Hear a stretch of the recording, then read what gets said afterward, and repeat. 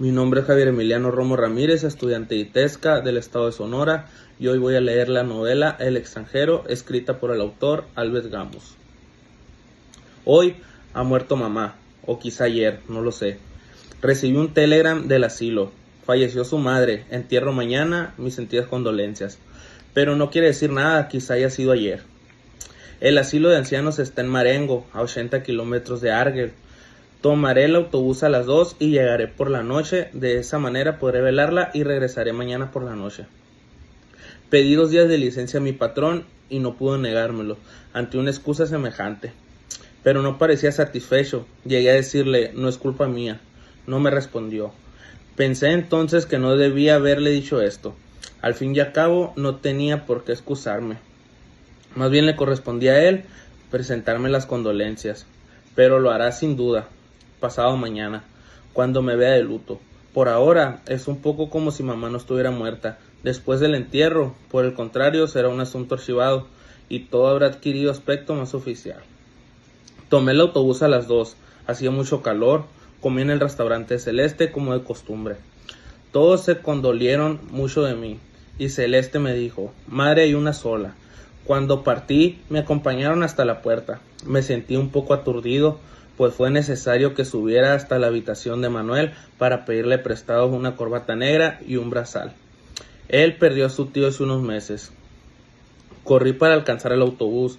Me sentí adormecido, sin duda por la prisa y la carrera añadidas a los barquinazos, al olor a gasolina y a la reverberación del camino y del cielo.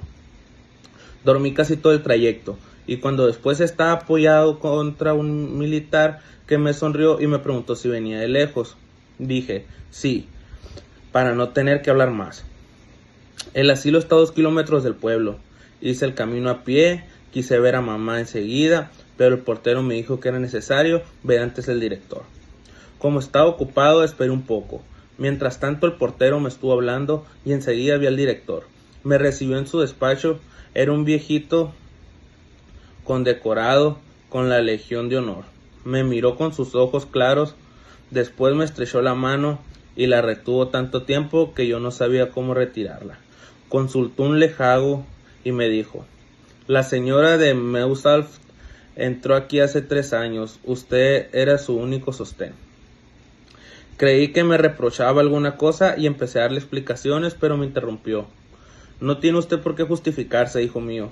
He leído el legado de su madre, usted no podía subvenir a sus necesidades. Ella necesitaba una enfermera, su salario es modesto y al fin de cuentas era más feliz aquí. Dije, sí señor director. Él agregó, ¿sabe usted? Aquí tenía amigos, personas de su edad, podía compartir recuerdos de otros tiempos. Usted es joven y ella debía aburrirse con usted.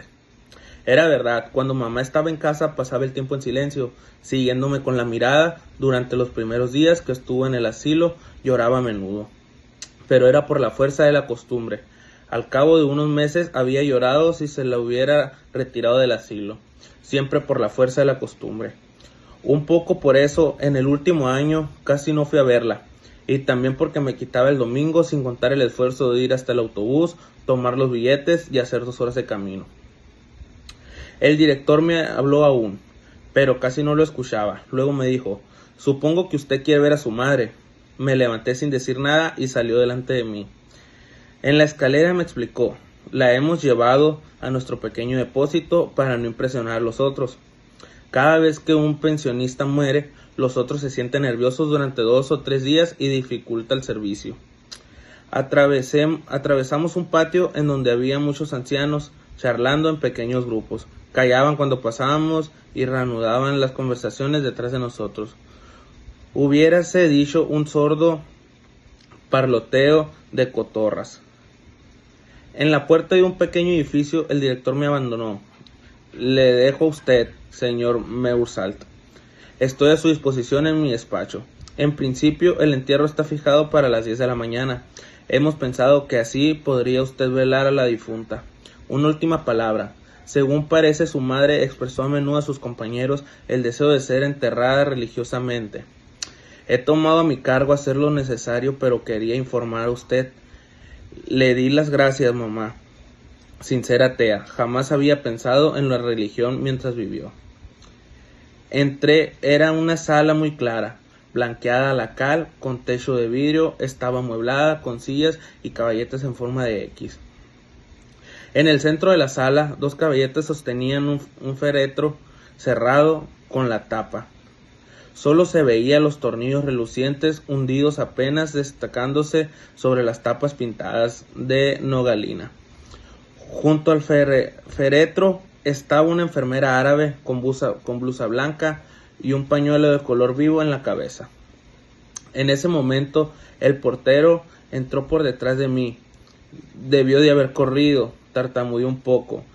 Le hemos tapado, pero voy a destornillarle el cajón para que usted pueda verla. Se aproximaba al féretro cuando lo paré. Me dijo, ¿no quiere usted? Respondí, no. Se detuvo y yo estaba molesto porque sentía que no debió haber dicho eso.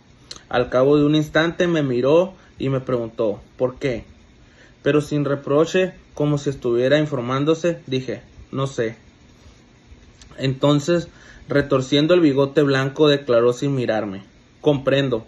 Tenía ojos hermosos, azul claro y la tez un poco roja. Me dio una silla y se sentó también, un poco a mis espaldas. La enfermera se levantó y se dirigió hacia la salida. El portero me dijo, tiene un chancro. Como no comprendía, miré a la enfermera y vi que llevaba por debajo de los ojos una venda que la rodeaba la cabeza. A la altura de la nariz, la venda estaba chata. En su rostro solo se veía la blancura del vendaje. Cuando hubo salido, el portero habló, lo voy a dejar solo. No sé qué ademanice, pero se quedó de pie detrás de mí.